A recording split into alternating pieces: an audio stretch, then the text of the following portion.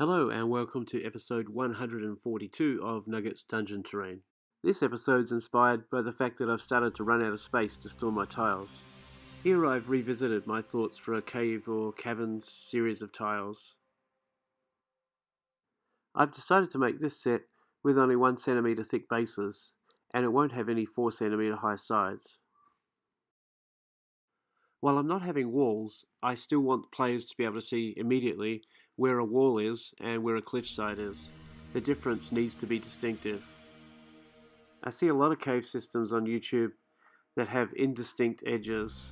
All of them are jagged but painted, which kind of gives the impression that all of them fade away into some kind of a chasm. Most caves are not like that.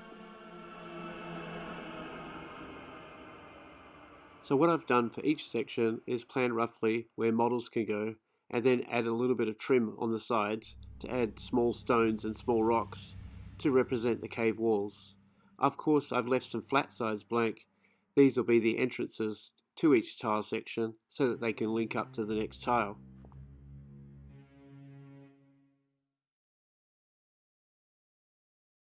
Here I'm using some different pieces of volcanic rock to add extra texture.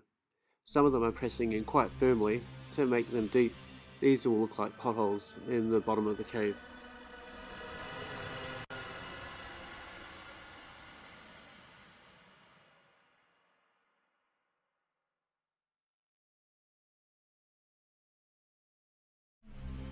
Here I'm using some coarse texture gel instead of stones to fill up some of the other lines of cave wall. You'll see in some of my upcoming episodes where I've created different types of terrain that I've replaced the gel with other materials such as small stones.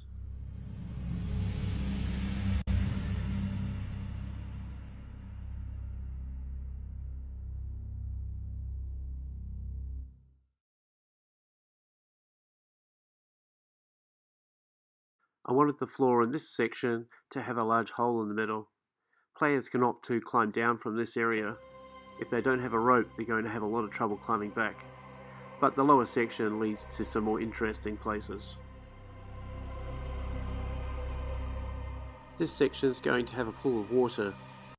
After I've textured the whole base, I'm using this rounded sculpting tool just to put extra pressure in the areas where the puddle will be. I'm using small stones to overlap where the pool of water will be. This adds a little bit of extra dimension to the piece. Same idea here, except in this one the water cuts across from one side of the cavern to the other.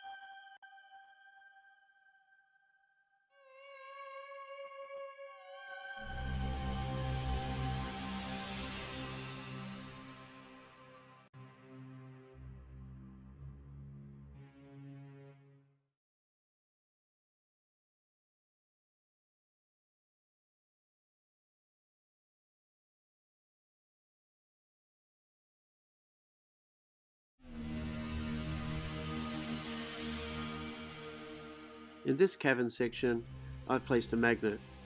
There's going to be a couple of modular terrain pieces that will attach to the magnet, including some fungus and some crystals.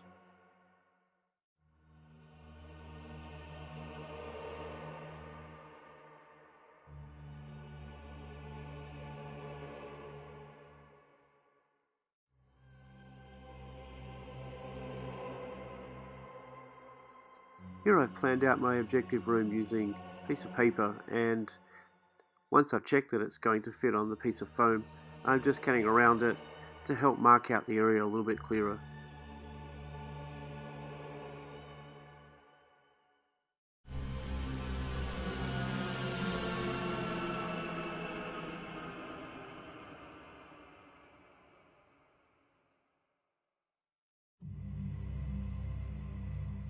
Instead of 1 centimetre, this section started out as 2 centimetres thick. I've then halved that piece, and I'll reattach some of it later because this is going to be a higher section at the back.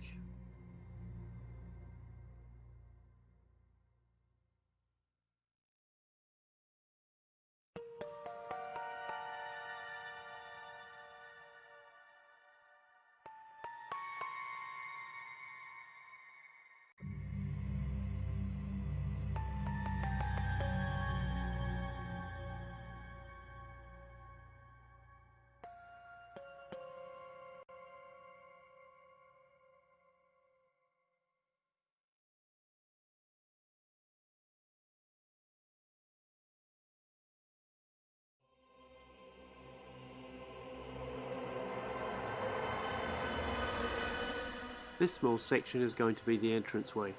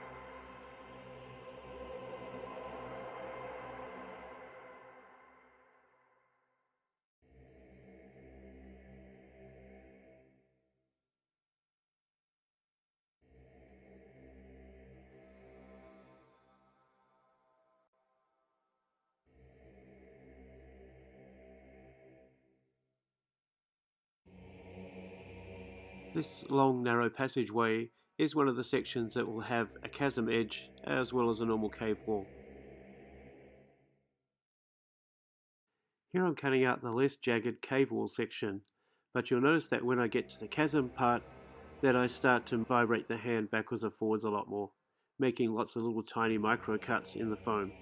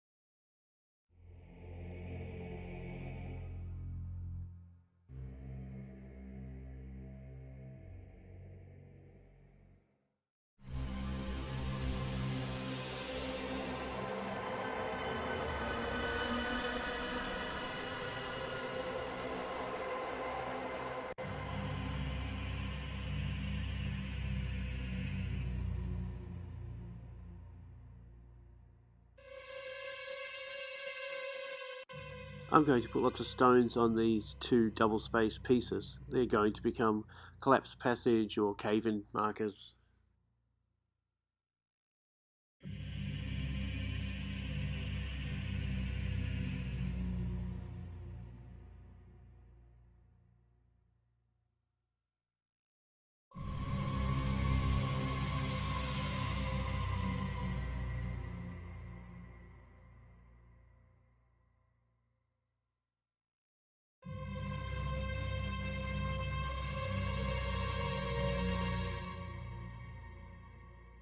I'm also going to have another door barrier. It's going to be a large crystal formation that's grown over the entrance.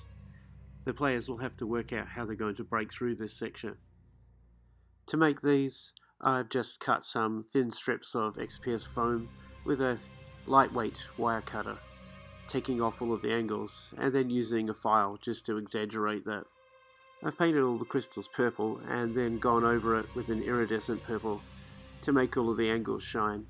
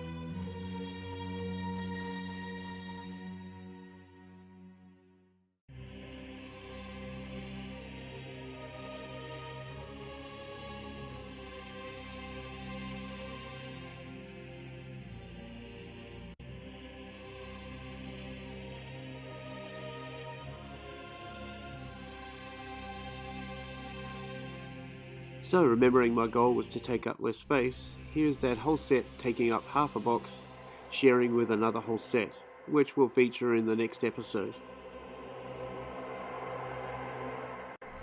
So, thanks for watching. Hopefully there were some ideas for layout or resources or techniques that you might be able to use.